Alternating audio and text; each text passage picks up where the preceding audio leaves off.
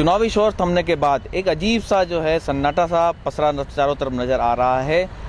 एक दिन बाद अब चुनाव होने हैं, उससे पहले प्रशासन की भी चाक चौबंद व्यवस्थाएं चारों तरफ देखने को मिल रही है, लेकिन राजनीतिक दलों में जो है अब उस तरीके की हलचल नज़र नहीं आ रही है। ताज़ा हालात क्या है और क्या समीकरण अब बन रहे हैं, उस पर बात करने के लिए हमारे साथ मौजूद है हमारे राजनीतिक विश्लेषक मुस्तफा हुसैन। आपसे जानेंगे कि अब जो है जिस तरह की चुनावी दौर थम चुका है, तो एक अजीब सा सन्नाटा चुनावी दौर थमने के बाद सा हमेशा ही नज़र आया है, लेकिन इस सन्नाटे में बहुत कुछ छुपा हुआ है। क्या है और क्या ताज़ा हालात है अब? शाम बिल्कुल ठीक कहा आपने, इस सन्नाटे में बहुत कुछ छुपा है और हम इस सन्नाटे का जिक्र पहले दिन से कर रहे हैं और हमने लगातार अपने दर्शकों को ये बताया कि इस बार के चुनाव में एक अजीब सी खामोशी है। वोटर खामोश है, बोलने के लिए तैयार नहीं है और ये खामोशी जो है ये बड़ी डरावनी है, बड़ी घबराहट पैदा करने वाली ये खामोशी है। और अभी जो है कल चुनावी शोर थम गया और इस चुनाव में आपने खुद ने भी देखा कि चुनाव आखिरी 2 दिन चला, 2 दिन लगा कि चुनाव चल रहे हैं, क्योंकि जो टिकटों का वितरण हुआ था उसके बाद से जिस तरह से विरोध प्रत्याशियों का शुरू हुआ, चाहे वो भाजपा हो या कांग्रेस हो, और उस डैमेज कंट्रोल में ही एक सप्ताह से ज़्यादा दोनों ही पार्टी के प्रत्याशियों को लग गया और तब कहीं जाकर महाजनसंपर्क अभियान जैसे आयोजन हुए और तब लगा शहर को और इलाके को कि यहाँ चुनाव चल रहे हैं। और उसके बाद कल चुनावी शोर थम गया। इस शोर के थमने के बाद भी सन्नाटा है, खामोशी है। और हम एक चीज़ जो देख रहे हैं लगातार, वो ये देख रहे हैं कि जो शहरी क्षेत्र हैं कहीं ना कहीं वहाँ भारतीय जनता पार्टी का थोड़ा प्लस दिखाई देता है, लेकिन अगर हम ग्रामीण क्षेत्र में जाते हैं तो साफ तौर पे वहाँ कांग्रेस का प्लस दिखाई देता है। जैसे हमने रतलाम सीट को देखा, वहाँ भारतीय जनता पार्टी प्लस दिख रही है। मंदसौर शहर के अंदर अगर देखो या नीमच सीट अगर देखो, ये दोनों सीटें जो है वो इसमें शहरी क्षेत्र का बहुत बड़ा हिस्सा है। नीमच सीट के अंदर 95,000 करीब वोटर जो है वो शहरी क्षेत्र के अंदर है और 1 लाख और कुछ वोट जो है वो ग्रामीण क्षेत्र में है। जबकि जावद, मनासा, मलारगढ़, स्वासा सीटें जो है वहाँ शहरी क्षेत्र का हिस्सा कम है, ग्रामीण क्षेत्र का बहुत ज़्यादा है। तो कहीं ना कहीं ये बात है कि शहरी क्षेत्र के अंदर बीजेपी का रुझान ज़्यादा दिखता है, जैसा कि हमने गुजरात चुनाव में देखा था। गुजरात चुनाव के अंदर बड़ौदा, अहमदाबाद और सूरत का जो शहरी क्षेत्र का इलाका है वहाँ भारतीय जनता पार्टी ताकत से निकल के आई, लेकिन जो ग्रामीण क्षेत्र था वहाँ भारतीय जनता पार्टी माइनस में रही। तो वैसा ही कुछ सीन जो है इस समय मध्य प्रदेश के इस चुनाव में नज़र आता है और ऐसी स्थिति दिख रही है कि ग्रामीण क्षेत्र के अंदर कांग्रेस प्लस की तरफ दिखाई दे रही है। कांग्रेस, आपने जैसे कहा ग्रामीण क्षेत्रों में कांग्रेस प्लस की तरफ नज़र आ रही है और बीजेपी कहीं ना कहीं शहरों में ज़्यादा नज़र आ रही है। तो शहरों में ऐसा क्या फैक्टर चल रहा है या गांव में ऐसा क्या फैक्टर चल रहा है जो खास तौर पर काम कर रहा है और वो उन पार्टियों या उन दल की तरफ लोगों का रुझान बढ़ा रहा है? देखो शाम, इस चुनाव की ख़ास बात यह है कि चुनाव के पहले ST बिल आया था और उस बिल का विरोध हुआ था, नोटा के बोर्ड लगे थे, गांव में प्रवेश नहीं करने देंगे जैसी बातें हुई थी, लेकिन वो मुद्दा बेअसर हो गया।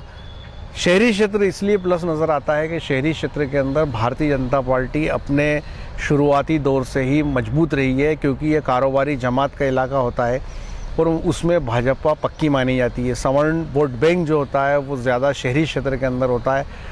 ऐसे बहुत सारे कारण होते हैं जिसके चलते बीजेपी का आधार शहर में पुख्ता माना जाता है और वही रीज़न इस समय दिखाई दे रहा है, क्योंकि इस चुनाव की खास बात एक और ये है कि इसमें कोई लहर नहीं है, कोई भावनात्मक मुद्दा नहीं है, किसी भी प्रकार का कोई अंडर करंट नहीं है।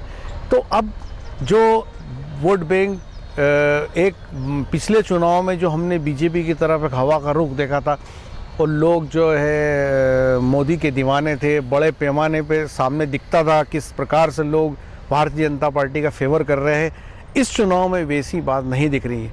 तो मुद्दे की बात यह है कि जो vote bank Bharatiya Janata party से जुड़ा था नया, वो वोट बैंक मुझे लगता है कि वो अपने मूल दल की तरफ चला गया है और जो बीजेपी का मूल वोट बैंक था, जो शहरी क्षेत्र का मूल वोट बैंक था, वो बीजेपी के साथ खड़ा अभी दिखाई दे रहा है। इसलिए शहरों में बीजेपी प्लस और ग्रामीण क्षेत्रों में थोड़ा कांग्रेस प्लस है।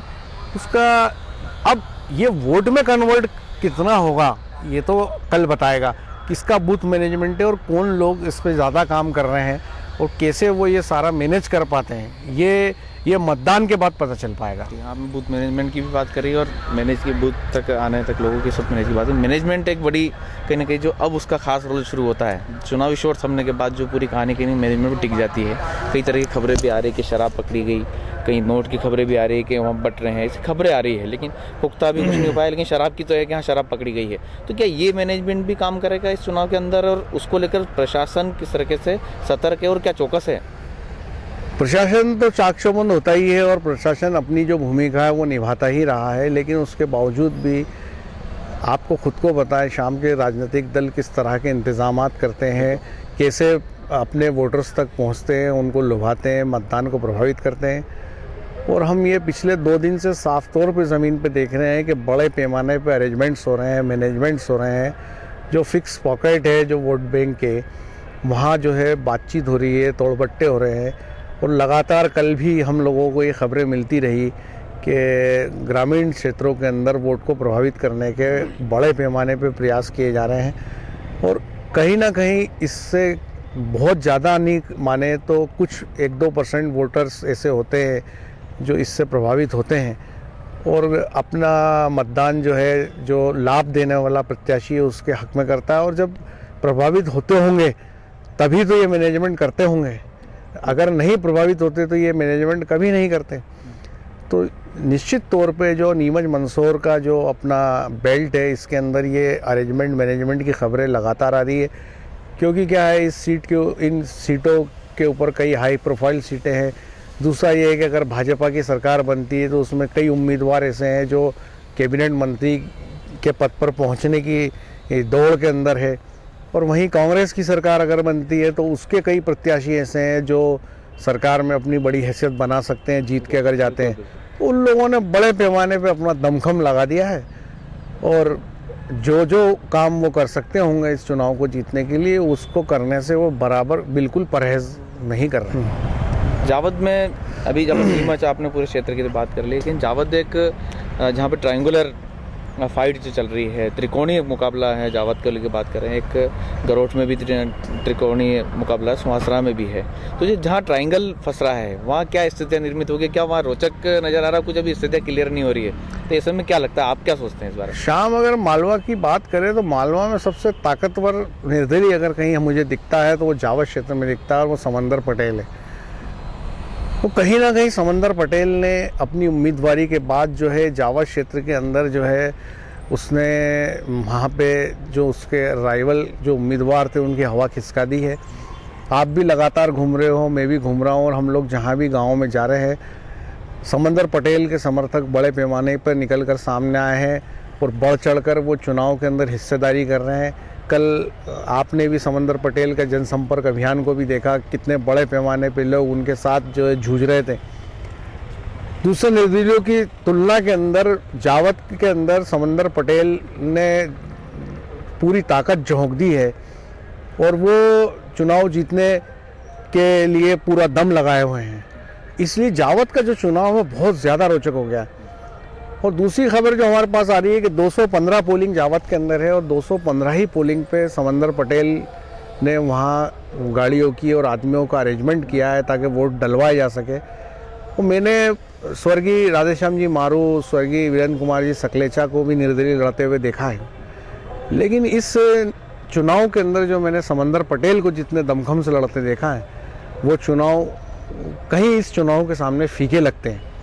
तो अब अगर इतनी ताकत लगाई है, अब वो ताकत वोट में कितनी तब्दील होगी वो तो आने वाला कल ही बताएगा कि समंदर पटेल ने जो हवा बनाई है, जो लोगों में एक रुझान बनाया है, उसको वो मत पेटी तक ले जा पाते हैं कि नहीं ले जा पाते। तो ये थे हमारे साथ राजनीतिक विश्लेषक मुस्तफा हुसैन, जिनका साफ तौर पर कहना था कि चुनावी शोर थमने के बाद एक अजीब सी खामोशी पूरे इलाके में नज़र आ रही है और ये खामोशी बहुत कुछ कहती भी है।